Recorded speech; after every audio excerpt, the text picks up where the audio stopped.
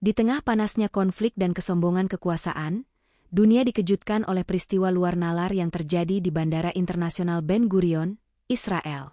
Tanpa peringatan dan tanpa ada tanda-tanda serangan militer, bangunan megah kebanggaan negara itu tiba-tiba runtuh. Beberapa saksi mata menyebut ada suara gemuruh seperti dari dalam bumi, disusul cahaya menyilaukan yang muncul dari langit sebelum bencana itu terjadi. Wartawan internasional bergegas meliput, sementara ilmuwan tak mampu menjelaskan penyebabnya. Yang lebih mengejutkan, beberapa potongan rekaman kamera memperlihatkan bayangan misterius dan suara-suara aneh yang terdengar mengucap kata-kata dalam bahasa yang tak dikenali. Kabar mulai beredar bahwa ini adalah bentuk balasan dari langit, karma atas tindakan kejam yang dilakukan terhadap rakyat tak berdosa. Seorang tokoh tua dari Palestina yang telah lama bungkam akhirnya angkat bicara dan menyebutkan sebuah nubuat yang selama ini disimpan hanya oleh segelintir orang. Apa yang terjadi hari ini bukanlah kebetulan, melainkan awal dari sesuatu yang jauh lebih besar dan menyeramkan. Langit di atas Tel Aviv tampak biasa pagi itu. Awan menggantung tenang. Suara pesawat hilir mudik di Bandara Internasional Ben Gurion mengisi udara dengan kebisingan rutin. Orang-orang berlalu lalang, sibuk dengan jadwal penerbangan. Tak ada yang menyangka bahwa hari itu akan menjadi awal dari sesuatu yang tak akan pernah dilupakan dunia. Di ruang kontrol, sekelompok teknisi sibuk memantau radar. Tiba-tiba, layar utama menampilkan gangguan aneh. Sebuah kilatan cahaya muncul di langit utara, mendekat dengan kecepatan luar biasa. Tapi bukan pesawat, bukan meteor. Tidak terdeteksi di sistem navigasi apapun. Sekejap kemudian, alat komunikasi mendadak mati. Seluruh jaringan di bandara lumpuh total. Alarm berbunyi tak beraturan, petugas berlari panik, tapi tak seorang pun tahu apa yang sedang terjadi. Di luar gedung terminal utama, seorang petugas keamanan bernama Doran berdiri terpaku melihat langit. Matanya membelalak. Ada semacam kabut gelap yang menggulung dari ketinggian, memutar seperti pusaran, dan mengarah langsung ke menara kontrol. Angin kencang mulai berhembus meski cuaca tak menunjukkan tanda-tanda badai. Suara lirih seperti bisikan terdengar di telinganya, tetapi bukan dalam bahasa yang ia kenal. Ia mundur, namun kakinya lemas. Entah kenapa tubuhnya tak bisa digerakkan. Di sisi lain, seorang perempuan parubaya asal Palestina, bernama Laila, yang bekerja sebagai petugas kebersihan di bandara itu, juga melihat kejadian ganjil ini. Ia memeluk erat tas kecil di dadanya dan berulang kali mengucapkan nama Allah dengan gemetar. Ia sudah sering mengalami mimpi aneh selama seminggu terakhir.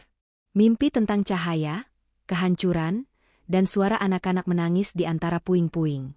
Seketika, kaca-kaca terminal meledak keluar seperti didorong dari dalam. Orang-orang menjerit. Kepanikan pecah. Namun belum selesai mereka berlari menyelamatkan diri, tanah mulai bergetar. Bukan gempa biasa. Getaran ini seperti berasal dari perut bumi, bergemuruh pelan, naik ke atas, dan menjalar ke seluruh struktur bangunan bandara. Sirene darurat tak sempat menyala. Listrik padam. Pintu otomatis terbuka sendiri, lalu menutup, lalu terbuka lagi tanpa kendali. Seorang pilot yang hendak masuk ke ruang tunggu sempat melihat ke arah langit dan menjatuhkan kopernya. Matanya menangkap sesuatu yang membuat wajahnya pucat pasi. Sebuah bentuk bayangan besar melayang di antara awan, tak berbentuk jelas, tapi tampak seperti sosok bersayap, dengan mata menyala merah. Di kota, beberapa warga sempat merekam kejadian aneh itu dari kejauhan. Suara aneh mulai tersebar di media sosial, tapi hanya dalam hitungan menit, semua jaringan digital di Israel padam total. Video itu hilang seperti tersapu angin. Dan di menit terakhir sebelum kehancuran terjadi, Laila sempat berbisik pelan sambil menatap langit, ini sudah ditulis sejak dulu, karma itu nyata. Gemuruh terakhir terdengar, lebih keras dari petir, lebih dalam dari raungan pesawat. Dan kemudian, segalanya menjadi gelap. Bandara Ben Gurion hancur seketika. Gedung utama ambruk seperti dihantam kekuatan tak terlihat. Puing-puing berjatuhan, menciptakan kabut debu yang menutup pandangan hingga radius puluhan meter. Tidak terdengar lagi suara manusia. Hanya desiran angin dan suara berderak dari tiang-tiang yang patah. Beberapa jam kemudian, tim penyelamat dan militer berdatangan. Mereka membawa alat berat, anjing pelacak, dan perlengkapan medis. Tapi yang mereka temukan di sana bukan hanya kehancuran, tapi keanehan yang tak bisa dijelaskan secara logika. Di bawah reruntuhan Terminal 1, mereka menemukan dinding-dinding beton yang berubah warna seperti terbakar dari dalam. Besi-besi rangka bangunan melengkung seperti meleleh terkena panas luar biasa, tapi anehnya, tidak ada api atau bekas ledakan. Salah satu petugas menemukan sebuah ruang bawah tanah yang tak tercatat di denah bangunan. Di dalamnya terdapat tulisan-tulisan kuno pada dinding, yang tidak dikenali oleh pakar bahasa modern. Dari reruntuhan itu pula, ditemukan tubuh Doran, petugas keamanan. Tapi yang mengejutkan, tubuhnya tak hancur seperti yang lain. Ia terbaring utuh, dengan mata terbuka, membeku seperti melihat sesuatu yang membuatnya mati dalam ketakutan luar biasa. Di tangannya tergenggam kertas kecil berisi simbol tak dikenal. Setiap orang yang mencoba menyentuh simbol itu, merasakan hawa dingin menusuk tulang. Sementara itu, Laila menghilang. Tak ditemukan jejak atau tubuhnya di antara korban. Tapi anehnya, seorang tentara bersaksi bahwa ia melihat seorang wanita berjubah gelap keluar dari reruntuhan tanpa luka sedikitpun, lalu menghilang begitu saja ke arah kiblat. Beberapa orang menganggapnya halusinasi akibat kelelahan, tapi saksi lainnya membenarkan hal itu. Ketika malam tiba, seluruh area bekas bandara dipagari dan dijaga ketat. Namun para penjaga mulai melaporkan kejadian-kejadian aneh. Suara langkah kaki di atas puing, suara anak-anak menangis, dan bayangan hitam yang bergerak cepat dari satu sisi ke sisi lain. Sinyal radio terganggu. Kamera pengawas menampilkan gambar-gambar bergetar dan bayangan samar, seperti sosok manusia bersayap.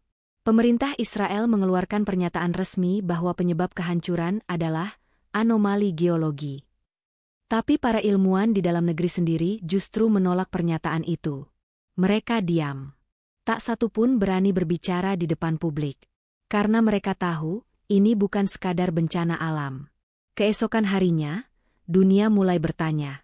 Wartawan dari berbagai negara berkumpul di perbatasan Tel Aviv, mencoba mencari celah untuk mendapatkan berita lebih jelas. Namun tidak satu pun diizinkan masuk ke zona reruntuhan. Sementara itu, di sebuah desa kecil di wilayah Gaza, seorang kakek buta bernama Umar menggeleng-geleng pelan. Ia duduk di atas tikar lusuh sambil menggenggam tasbih. Suaranya pelan, namun penuh getaran. Apa yang kulihat dalam mimpi selama 40 tahun, akhirnya turun hari ini. Anak-anak muda di sekelilingnya tak mengerti. Tapi kemudian, salah satu dari mereka menyalakan radio gelombang pendek. Suara siaran terganggu, lalu terdengar rekaman dari salah satu tentara yang secara tak sengaja bocor ke jaringan terbuka. Kami temukan lorong-lorong ke bawah tanah, tapi tidak ada dasar. Semakin kami turun, suara-suara itu semakin jelas, dan sekarang dia berdiri di sana, dia memandang kami, bukan manusia. Siaran terputus. Semua orang terpaku. Suasana menjadi mencekam. Di saat yang sama, dari arah reruntuhan bandara, muncul cahaya tipis membelah langit malam. Tidak menyilaukan, namun cukup untuk membuat langit seolah terbelah. Beberapa orang di Yerusalem melaporkan bahwa mimbar masjid mereka berguncang ringan saat cahaya itu muncul. Di kota tua, seorang peneliti tua asal Lebanon yang menetap di Haifa gemetar saat melihat simbol dalam berita, simbol yang ditemukan di tangan Doran. Ia langsung mengambil kitab kuno dari rak kayu dan membalik halaman dengan tangan gemetar. Simbol itu ada di sana. Ia tahu artinya. Tapi lidahnya keluh. Hanya satu kalimat yang ia bisikan sebelum menutup kitab itu dengan pelan. Karma itu telah dikirim, dan tak bisa dihentikan. Pemerintah mulai melakukan sensor besar-besaran. Semua rekaman CCTV bandara dihapus. Data sinyal terakhir dari radar dikunci dan dienkripsi. Stasiun televisi lokal diberi peringatan keras, agar tidak menayangkan kabar di luar yang diumumkan secara resmi. Namun kebenaran tak bisa dibungkam selamanya. Seorang jurnalis independen bernama Eli berhasil menyusup ke dalam zona larangan menggunakan jalur selokan tua. Ia membawa kamera kecil tersembunyi dan berjalan di antara puing dengan napas terengah. Apa yang ia temukan di sana menghancurkan nalar. Di salah satu sudut bekas ruang tunggu, ia melihat sesuatu seperti sumur besar yang sebelumnya tak pernah ada. Dari dalam sumur itu terdengar suara bisikan, sangat halus tapi terasa langsung masuk ke kepala. Eli memaksa dirinya untuk merekam, tapi kameranya mati mendadak. Ia mencoba merekam dengan ponsel, namun layar menunjukkan simbol aneh yang bergerak seperti hidup. Ia memutar tubuhnya untuk lari, namun langkahnya terhenti. Di hadapannya berdiri sesosok makhluk tinggi, wajahnya tertutup bayangan, dan matanya bersinar biru redup. Makhluk itu tak bergerak, hanya berdiri diam menatap Ellie. Dalam hitungan detik, Ellie pingsan. Ia ditemukan 2 hari kemudian oleh tim penyapu, dengan rambut memutih dan mata terbuka lebar. Ia tidak bisa bicara. Tangannya mencengkeram erat tanah, dan di lengannya tergura tulisan dalam bahasa Arab kuno. Tulisan itu diterjemahkan oleh pakar tafsir, dan maknanya hanya satu. Sesungguhnya, kau telah mengusik tempat yang dijaga. Di tempat yang berbeda, Layla akhirnya terlihat. Ia muncul di Hebron, mengenakan jubah panjang dan wajahnya tertutup kerudung. Ia menuju sebuah pesantren kecil dan meminta bertemu dengan pemimpin tua di sana. Ketika ia duduk, para saksi mengatakan suhu ruangan mendadak dingin. Layla membuka sedikit wajahnya dan memperlihatkan mata yang tampak seperti terbakar cahaya dari dalam. Dengan suara pelan, ia berkata, "Aku hanya pembawa pesan. Apa yang terjadi di Tel Aviv adalah awal, bukan akhir."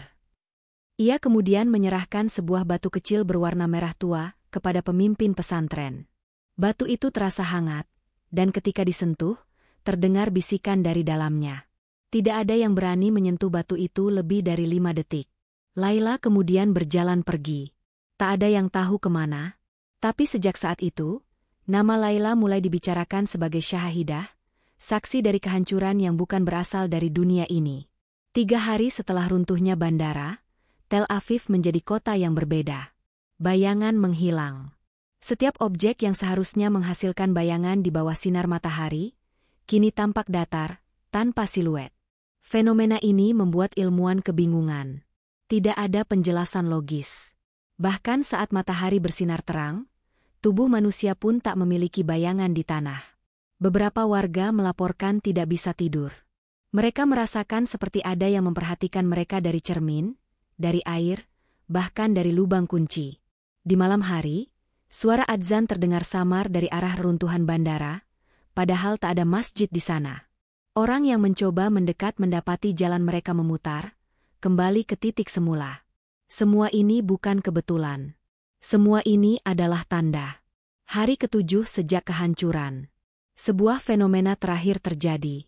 Dari reruntuhan bandara, muncul tiang cahaya membelah langit malam. Di sekitar cahaya itu, angin diam. Suara hilang. Semua alat elektronik mati. Cahaya itu bertahan selama 7 menit, lalu padam. Ketika tim khusus Israel mendatangi lokasi itu, mereka menemukan lantai bekas bandara membentuk pola raksasa. Simbol yang sama seperti di tangan Doran, seperti di lengan Ellie, kini terpahat besar di tanah. Tidak ada yang berani menyentuhnya. Di kantor pusat militer, sebuah rekaman audio dari hari pertama kejadian kembali diputar. Namun kali ini, suara Doran terdengar jelas di akhir rekaman, padahal saat itu ia sudah dinyatakan meninggal.